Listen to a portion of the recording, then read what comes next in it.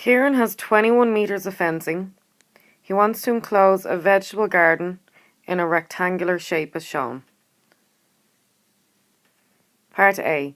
By writing an expression for the perimeter of the vegetable garden in terms of x, length in metres, and in y, width in metres, show that y is equal to 10.5 minus x.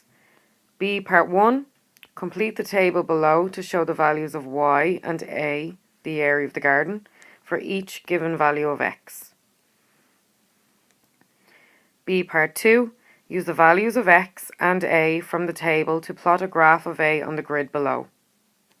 So that's an x and y axis. Part C.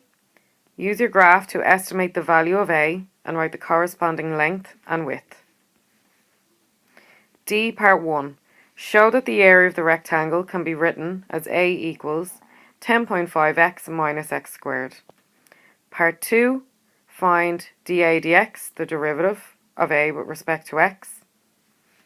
Part 3. Hence, find the value of x, which will give the maximum area. And part 4. Find the maximum area.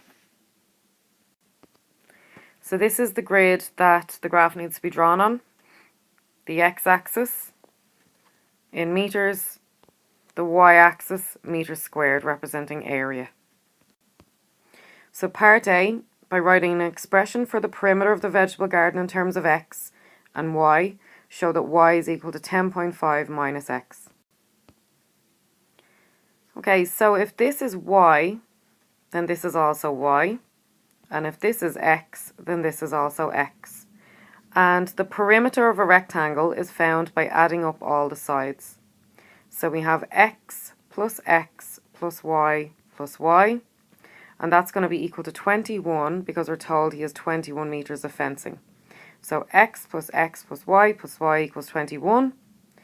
So we have x plus x gives us 2x, y plus y gives us 2y equals 21. If we divide across by 2, 2x divided by 2 is x, 2y divided by 2 is y, and 21 divided by 2 is 10.5. And then we just have to get the y on its own by bringing the x over the other side of the equals. So we get y equals 10.5 minus x, and that's what we were asked to show. Part B. Complete the table below to show values of y and a, representing the area of the garden, for each given value of x. So we need to fill in these boxes here. Okay, so I have a function, y equals 10.5 minus x, and I can use my calculator using my table function and input 10.5 minus x. I'm going to start at 0, because 0 is my first x value. I'm going to end at 10, because 10 is my final x value, and I'm going to go on steps of 1. 0, 1, 2, 3, 4, 5, 6, 7, 8, 9, 10. Steps of 1. Alternatively, I could work out each y value individually by just subbing in the x value in place of x. So for the first one, it'll be 10.5 minus x, which is 0. The next one, it'll be 10.5 minus x, which is going to be 1. 10.5 minus x, which is 2 for the next one, 10.5 minus x, which is 3 for the next one, etc. But obviously that takes a bit of time. You're better off using your table function on your calculator. So when you do that, you're going to end up with y values of 10.5, 9.5, 8.5, 7.5, 6.5, 5.5, 4.5, 3.5, 2.5, 1.5 and 0.5. Next, what I have to do is get the area. And the area of a rectangle is found by multiplying the length by the width. So in this case, it's going to be found by multiplying the x values by the y values. So 0 multiplied by 10.5 is going to be 0. So 0 times 10.5 is 0. Then 1 times 9.5 is 9.5. 1 times 9.5 is 9.5. 2 times 8.5 is 17. 2 times 8.5 is 17. 3 by 7.5 is 22. 3 by 7.5 is 22, etc. So this one was already done for us. Then we get 27.5, 27, 24.5, 20, 13.5 and 5. Part 2. Use the values of x and a from the table to plot graph of a on the grid below. So we're going to use x values and we're going to use our a values. So this is our x-axis and this is our a-axis. So we're going to have 0, 0 for our first point, which is going to be down here. Then we have 1, 9.5 for our next point. So we go across to 1 and up to 9.5. Then we have 2, 17. So across to 2 and up to 17 on our y-axis. We plot our point. Then 3 and 22.5. So across to 3 on the x-axis and up to 22.5 on the y-axis and plot our point. Then 4 and 26. So across to 4 and up to 26 on the y-axis.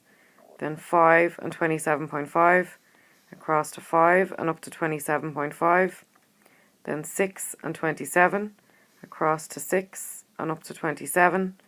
Then 7, 24.5. Across to 7, up to 24.5. Then 8 and 20. Across to 8 and up to 20. Then 9 and 13.5. Across to 9 up to 13.5. Then 10 and 5. Across to 10 and up to 5.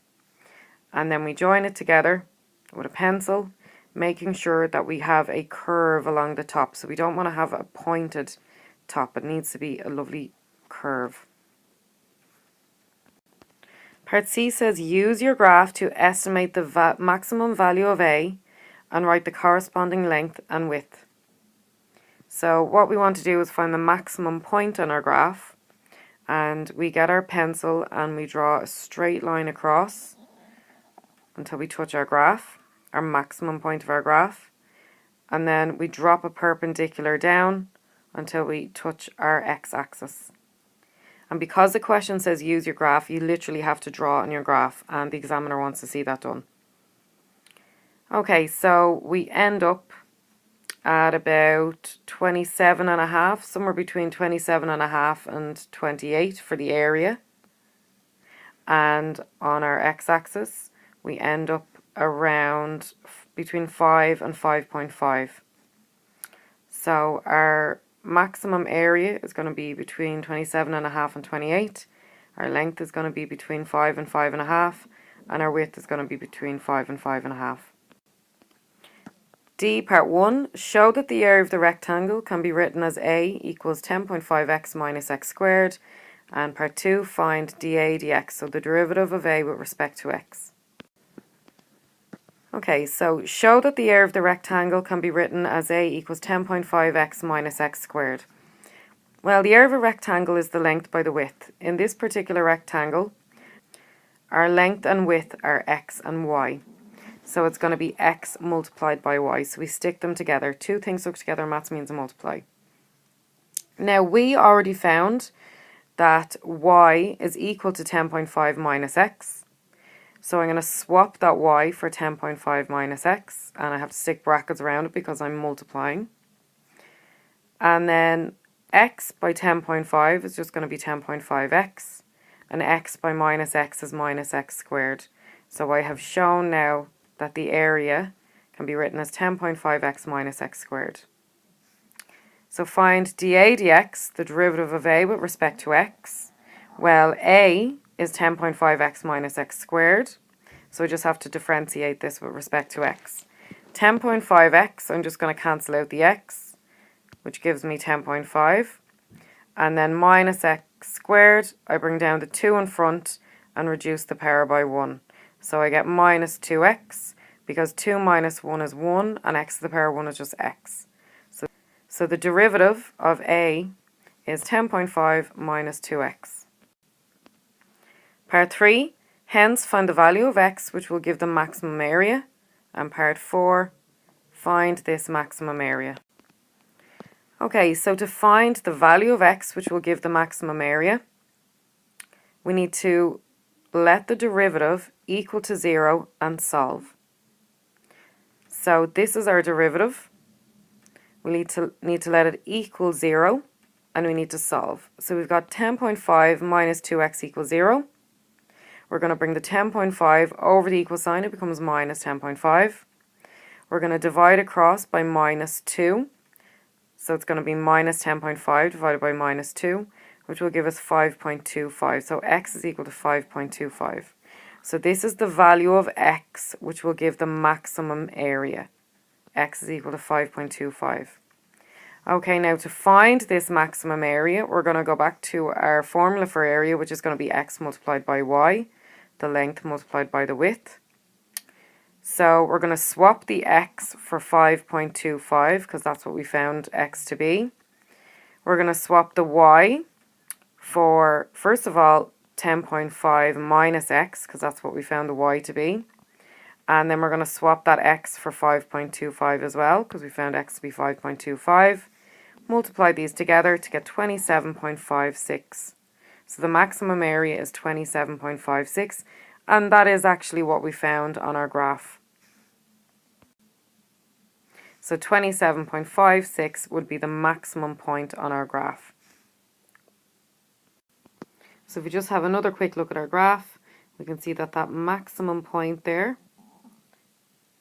is 27.56, and the x value is 5.25, so it worked out.